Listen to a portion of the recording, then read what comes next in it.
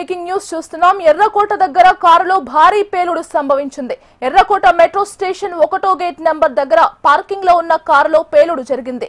ఒక కారు పేలుడుతో పక్కనే ఉన్న మరో 8 కార్లకు మంటలు అంటుకున్నాయి. భారీ పేలుడుతో 8 మృతి చెందగా పలువురు గాయపడ్డారు. వారిని ఎల్ఎన్జేపీ ఆసుపత్రికి తరలించి చికిత్స అందిస్తున్నారు. కాగా పేలుడు ధాటికి దుకాణాలు ధ్వంసమయ్యాయి. మృతదేహాలు ఛిద్రమై బీతావాహ పరిస్థితి నెలకొంది.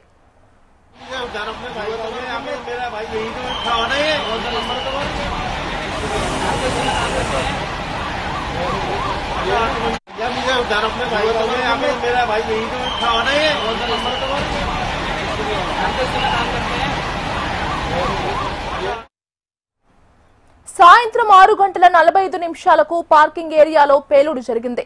భారీ శబ్దంతో పరిసర ప్రాంతాల ప్రజలు ఒక్కసారిగా ఉలిక్కిపడ్డారు. ఒక కారులో జరిగిన పేలుడుతో పక్కనే ఉన్న కార్లు అంటుకోవడంతో మంటలు భారీగా ఎగిసిపడ్డాయి. స్థానికుల సమాచారంతో ఘటనా స్థలానికి 7 ఫైర్ ఇంజన్లు చేరుకున్నాయి.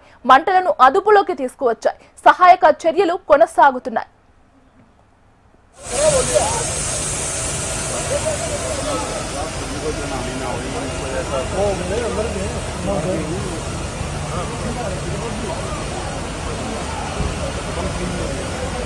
हाँ जी नमस्कार।